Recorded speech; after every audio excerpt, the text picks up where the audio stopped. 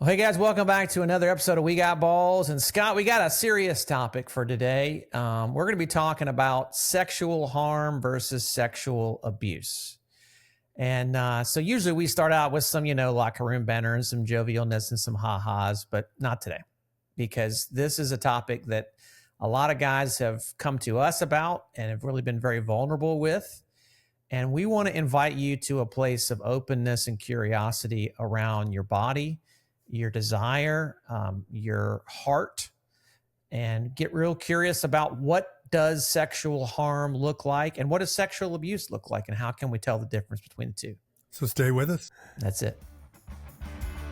Welcome to We Got Balls, real, raw, masculine sex talk with Chris Inman and Scott Cohn. Here we go. Well, hey, Scott, we're back. And one of the pieces of this conversation of sexual harm versus sexual abuse that I'm struck with is how many times I've sat with a man and listened to his story. And he begins to tell a story that just feels to him like he's reading out of the newspaper. He talks about someone touching his body, someone taking advantage of him, someone finding him in a compromising situation, someone inviting him into a place of sexual engagement in a time in his life when he's really not ready to say yes. He doesn't know what sex is. He doesn't know what it means for his body to be touched that way. And yet he begins to talk about this, and he doesn't know what to name it and how to describe it, because it's just his story. It's normal. Just like everybody that we tell our story, we just tell the experiences of our life, but we don't really know how to give some meaning to it. And so inevitably, what I've found with talking with guys like this is men tend to have, other men listening, tend to have a very visceral response to what these guys are saying, because they're feeling it in their bodies. They're feeling the pain, the loss, the sadness, the shame, the anger that comes up when these stories come up. And yet this guy's over there just like, oh, okay, well, interesting. I never thought of it like that. Have you had experience like that or experiences like that before?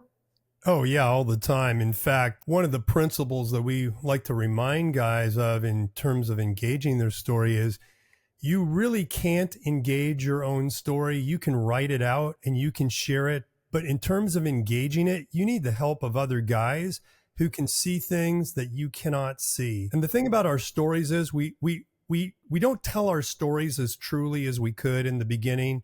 There are things that we want you to come close and see, but there's also things in our stories we want you to stay away from. And we are not all that particularly happy about you kind of digging into where the shame is really buried in our stories.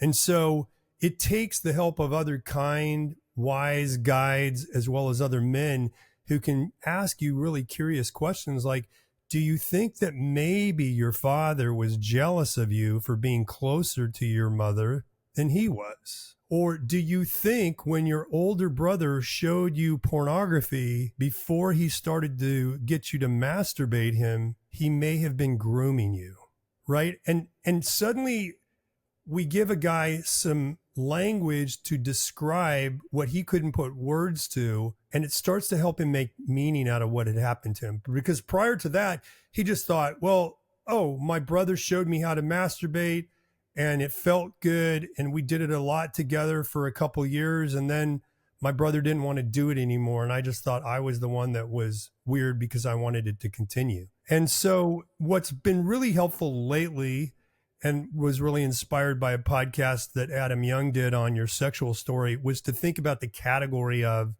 sexual harm versus sexual abuse. And just to give some statistics on this again, so everybody understands what we're really up against in terms of the magnitude of this problem. Most research indicates that 1 out of every 3 women will be sexually abused by their 18th birthday. The data for men that has been reported widely is about 1 out of every 6 men will be sexually abused by their 18th birthday. But pretty much nobody believes that is true. It's underreported massively. It's massively underreported. Because men tend to not report sexual abuse, right, if they ever do. And if they do report it, it takes an average of 26 years for a man to actually admit that he was sexually abused or to even come up with the language for that. So why is that? Because the majority of abusers of men are other men. Yep. And usually men they are related to or very emotionally connected to. Usually somebody you know, right? Yeah. It's either somebody in the family. Most sexual abuse occurs in the context of incest, about 23%. And the remaining, let's say 67% is from somebody that is known and trusted, probably. So that's by 90% of abuse is from someone you know well.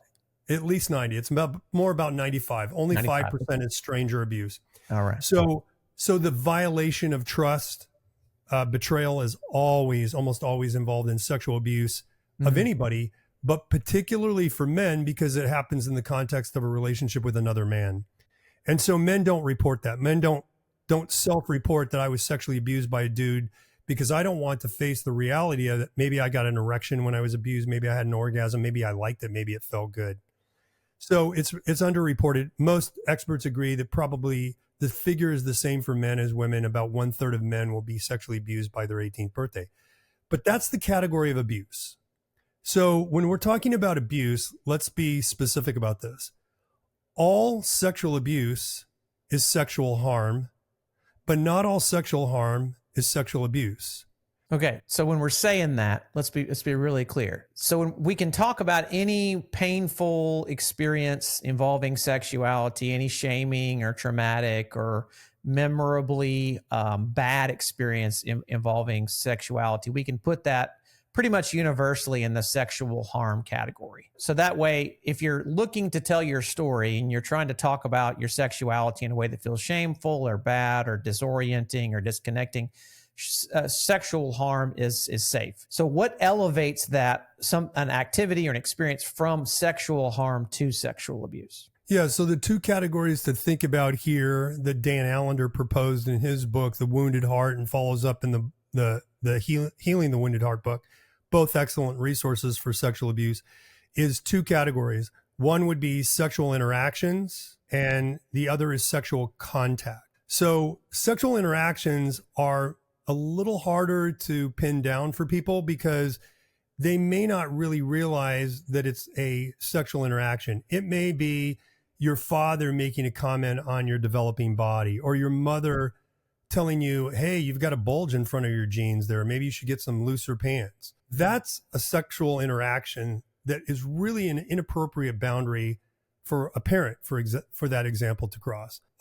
Walking around the house naked, if a parent is walking around in their underwear or walking around naked in a flagrant kind of way, or, like you see your dad masturbating and he goes, hey, shut the door, and things like that. That can be sexual interactions without being sexual contact. Sexual contact is when somebody's actually touching your body or asking you to touch theirs for the purpose of arousal, to get them sexually aroused or to get you sexually aroused. Now, sexual interactions can be that way too. If I'm your older brother and I bring you pornography, my intention is probably to get you aroused. I may or may not do anything that's contact wise with that, but I'm nonetheless arousing you. So both of those categories of interaction and contact have to be considered.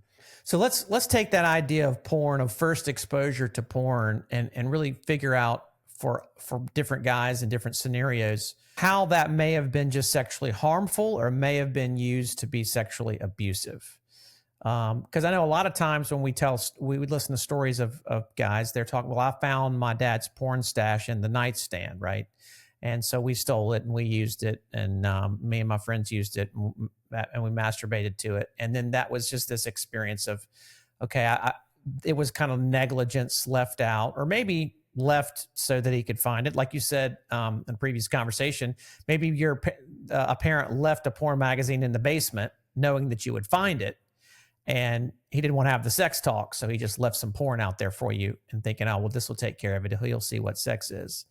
But then there's other ways that porn can be used to be intentionally grooming and inviting you into a sexual experience that is designed to be abusive, right?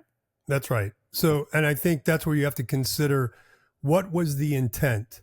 And you have to get into the details of how that experience actually unfolded to help a man see the intent behind what was done to him or what he was invited into. Because again, if you tell a story about your brother who brought you a porn magazine, and then a couple months later he brings you a sex toy to kind of experiment with, and then about a month later he invites you to come over to his bedroom and invites you into either performing oral sex on him or masturbating with him, he's obviously been plotting that out for a while. Yeah. That's called grooming. Right? Yep. And that could be a next door neighbor. It could be your brother, whatever.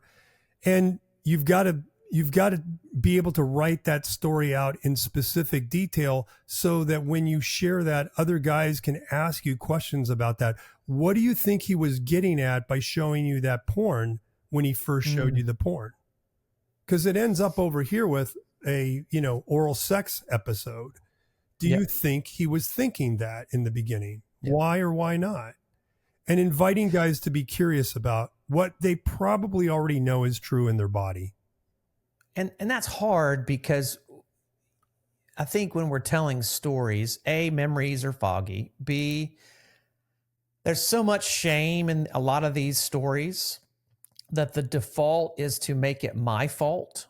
I'm the one that's at fault here, and I shouldn't have looked at the porn, or I shouldn't have played with the sex toy, or I shouldn't have gone and done if I could have just said no, if I could have just had that freedom to say no. And yet in the midst of that, as you say, there was another person, another party with an agenda, with a desire that was being, inviting to you to get something that maybe you weren't getting. Maybe there wasn't attunement and connection in your family, but your brother saw you in that moment and invited you to act out with him, and that's better than nothing, right?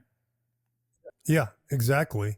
And so you have to kind of consider then how the context of that situation unfolded. Like, in what context is my family operating? Am I getting a lot of care and kindness and relational connection with my dad? Or is my older brother serving as a proxy dad for me? Because that happens in a lot of cases. So you'll have a little boy who's prepubescent, and the older brother has gone through puberty, but he's still, he's very sexually impulsive. And there's real research on this that shows that men are very sexually impulsive until their mid-20s, because the prefrontal cortex is kind of shutting down as you're developing, and your sex hormones are increasing, and there's not the brakes on the system that have developed yet. That has to be developed, which is what parents are there to help boys, young boys in particular, do. But when your parents are really disengaged and detached, then that older brother becomes a surrogate dad, and he's not all that in control of his sexual impulses. So what's he going to do? Especially if the boys shower together or they sleep in the same bed, right? He's going to reach out and touch and see what happens. So and by the way, let's make the category distinction too, that not all abuse comes at the hands of really evil, predatory abusers. Yes. Some abuse comes because of just a loving, caring, trusting relationship. That's exactly why what I just said is the older boy is not all that in control of his sexual urges yet. And so, and let's be honest, he's been wounded. The environment that he's in has been wounded. He's probably, if he's older, he's longed for connection and touch that's not been given to him. And that old adage in therapy, hurt people comes to be true. Yeah. Is that I'm fine. I'm wounded. And so I'm trying to find a way to soothe this wound. And maybe I see an opportunity, or maybe somebody's even done this to him in another environment, and he's just replicating what was already done to him that felt, better than nothing. Yeah. And so can you feel the conflict in your body as we talk about this, Chris? Like, I just feel this tightening in my chest where it's like, I love my brother. I don't want to accuse my brother of being an abuser, because I still love him. We still have a loving relationship. Yes. And that's very hard to name. Or what if I'm the brother that introduced my little brother to this, and I love him, and I feel a lot of shame because he's failed to launch and I'm really successful in life. Well, can we pull over for just a second and talk about holding tension and telling story? Because I think what you just brought up is really important, that when I'm talking about my sexual harm or my sexual abuse, the temptation is going to be for me to be over here playing the victim and to be looking for somebody to blame. and say they're the person who offended me. And when you talk about that, I feel that tension in my chest because I have a duality of emotion toward this person. I love them and yet they hurt me. So how do I hold both of those things at the same time? And I think it's really important to say it's important for every person to speak their truth. But at the same time, we're not looking to blame or shame anyone else. We're just telling our stories as we have experienced it. And that is a strange feeling for people who have, especially those who've been raised in a very rigid moral environment that's been black or white, good or bad. There's no middle ground. There's no tension to be held because somebody's got to be the bad guy. Guess what? We're all bad guys on some level and we're all good guys on some level. We just got to tell the stories of the contrast. And there's a big difference between a 15-year-old brother who invites you into masturbation or oral sex with him as a prepubescent boy and a 40-year-old man who's a neighbor down the street that sexually abuses you starting at 12. That's a world of differences in the intention behind the acts as well. So it's, again, the context and the intention that are really critical in telling these stories is to kind of help you see the truth about what was really going on. Because as a 12-year-old or as a 8-year-old or 5-year-old, whatever, you're not capable of actually having that kind of cognitive ability to see that. And as an adult, you're too close to the story to make those kinds of judgments now. You need the help of other guys who can help you be curious, not tell you what the interpretation of the event should be, but invite you to kind of come to that conclusion yourself. And so, Scott, on that point about the differences in ages, I think as clumsy as the legal system is, that's why we can differentiate a perpetrator, an abuser, and somebody who is maybe younger and just had abusive experiences. And maybe they do abuse you, but they're not someone that needs to be dealt with and have legal consequences against them. Because when a person is 40 years old and they touch a 12-year-old, life experience is meant to tell them this is wrong, and they countermanded that life experience and that wisdom, and they did it anyways. At 15 or 17 and you touch 12-year-old, you may know it in abstract, but you're still figuring it out yourself, and there's harm that's been done, but it's not criminal harm. It's not harm that can have consequences on you that will change your life. It will change your life relationally, but not in a punitive way. So again, all this stuff, we acknowledge this is very gray, murky areas. We're just trying to bring some points of light into it to maybe make it a little clearer. Well, the legal system is a blunt instrument. It can't get into the nuance of any of this. So that's the category of sexual abuse, and now the category of sexual harm. So by that, broadly speaking, what we're talking about is anything that harms your sexual development or your sexuality as you're developing. So that could be as simple as things like, I didn't get a sex talk. I don't find out about what an erection is or masturbation until I do it, and I'm 16. And how does that harm me? My mom and dad don't have pornography laying around in obvious places, but I end up finding it. What is that communicating to me about my parent? Or I'm told that sexuality outside of marriage is shameful and sinful, and I'm shamed and I'm shamed and I'm shamed around sexuality. And then I'm promised that when I get married, sexuality will be beautiful and wholesome. That's sexually harming messaging, that purity culture messaging, because it's a setup. Neither of those things are true. I mean, it's not ideal to be sexual outside of a committed relationship, because there's negative, disconnecting consequences from that. But also, it takes a hell of a lot of work in a committed relationship to make sexuality healthy and functional, because I've still got a lot of stuff to sort through as a human being. Yeah, and I think there's two categories to think about in this regard. One is what's abusive and what's neglectful. Yeah. Like, it could be abusive. You start masturbating as a boy. I was reading this story. Well, let's differentiate the term, since we're using the term sexual abuse and we're talking about sexual harm. Let's say what's the word you want to use? It's not neglectful. So I would say maybe you could think of the category of sexual harm could be active. Yep. Where you're actively being harmed, or it's passive, where I agree. you're just being neglected. Okay. Yep. So what would an example of active sexual harm be? You're going into puberty, you're laying naked on your sheets, you find out how good it feels to kind of move your penis up and down on the sheets, and you start doing that to masturbate.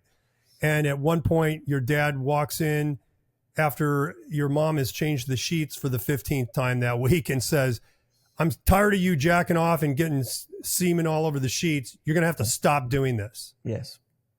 That's active harm. Or you're in the bathroom masturbating, as all teenage boys do, and your mom walks in, oh my gosh, you're going to die. Well, you're going to go blind. All that, nonsense about masturbation, rather than giving you the truth about your body and your development. Their shame is created because you aren't invited into curiosity and kindness toward your penis. Yeah. And your erection. And you said the second category there was the passivity of not even giving the advice. So so many homes don't even talk about sex. Yes. So your only exposure to it is other kids, pornography, or the little truncated health class that they give in 6th grade, 5th grade. Which is more an STD awareness class than anything else. It's not a real sex ed. Yeah. So just the whole engagement around your body and the development of your sexuality has to be considered in this category of harm because it is so prevalent. And most guys have never really taken the time to ask the question, how might I have been sexually harmed? Either passively in the neglectful aspects of how I was engaged around my body or sexuality, or the things that were even said, like, that's filthy. I heard one of the guys I coached one time got an erection while he was riding in the car with his dad wearing these really tight pants that were hand-me-downs that he had to wear. And his dad said, that is disgusting. What's disgusting about your erect penis as a boy? Nothing. But I mean, that's the idea, is that when there's silent secrecy and judgment, which breeds shame, as we know, then anything that comes across as you're bad because you're a human being who has sexuality, in your body, and your body itself is just operating as it was intended. You bring this whole dynamic of harm and really it's rooted in the parent, the adult, has not dealt with their own sexuality, and they've got these beliefs and views that they're trying to impart upon a child, and it creates a place of disconnection in the words or the actions. Yeah. So I think these are, we like to kind of give guys action steps. If you're listening to the podcast or watching us on YouTube and you're thinking about, well, where do I go with all of this? I would invite you to kind of ask some questions around this. And there are 3 kind of key questions that I would invite you to. And the first one is, where in my story, where in my life, where in my growing up years before 21 might I have experienced sexual harm the way we're talking about it? And again, defining sexual harm as anything in my life that brought shame or disconnection around my body, especially my sexual organs, or my experience of arousal. Yeah. And confusion would be the other part of that, Sure. Stuff that confused me. So where in my story might I have experienced sexual harm? Where in my story might I have experienced sexual abuse that I haven't considered before? Yeah. Are there things that happened to me sexually where I blamed myself for it, or I thought, well, that was consensual, or I wanted that, or it felt good, but I might not have ever considered that may have occurred in a context of abuse? Yeah. And the third thing I would ask guys to think about is, where have I experienced sexual shame? Yeah.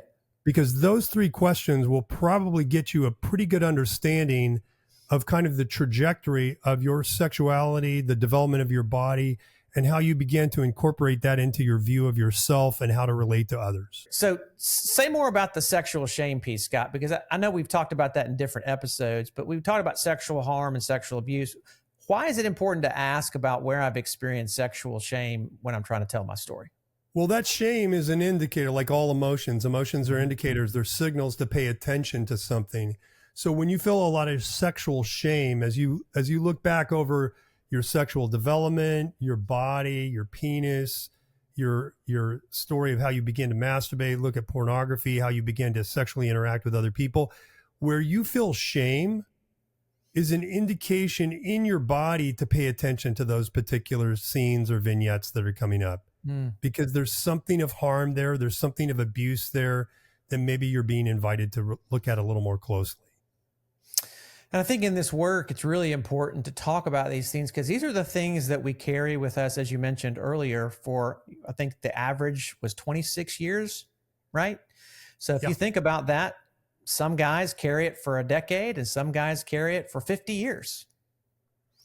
And so, why is this important to do this work? Because there's always two storylines going on at the same time.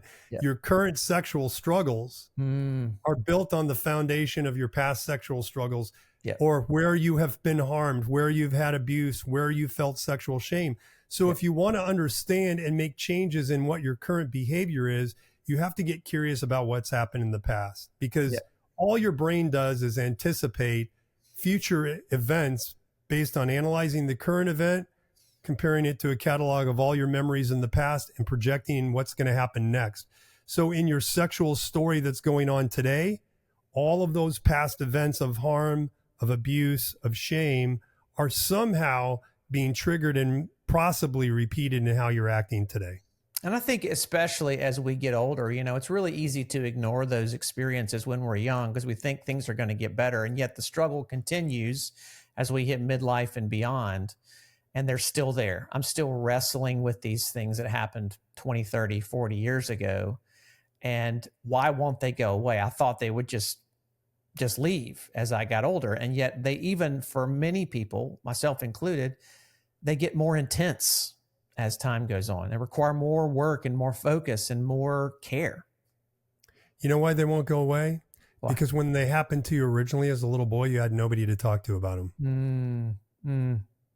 That's important. And that's really what we're inviting people to do. If you want them to start changing, if you want them to minimize, if you want them to be not such powerful forces in your life, you have to be in a place where you can tell that story to kind witnesses who can be with you in it. And it's almost this idea of reparenting, isn't it? We're looking for people who can be caretakers for our hearts, for our bodies, and they can speak into those wounded places where our parents weren't or couldn't or chose not to, whatever it is, be there for us. I mean, because that's one of the things we've talked about as parents. And listen, nobody's innocent in this. There's nobody who does it perfectly, but an attuned parent, more likely than not, will see sexual harm and sexual abuse on the face of their child and be curious. And so when you, and again, I'm not talking about you as a parent, I'm talking about you as a child. When you as a child had this experience and you came home and you were withdrawn and you were quiet and it was a little different and no one saw you, that was the beginning of the belief that no one can ever see me. And no one can really hold this story. So I've just got to bury it. I've got to do what I got to do to overcome it in my own psychology, in my own physiology. And that's really where the beginning of disconnect begins to take root and grow and becomes a thorny bush for sure. So guys, thanks for being with us on this episode. We'll have lots of good stuff for you in the show notes on this topic and other things coming up that you can attend and how to get help for your story. And we invite you to be back with us here next week on We Got Balls. And you do too. See ya. Don't forget to subscribe for more episodes. You can connect with Chris and with Scott at successfulmen.com.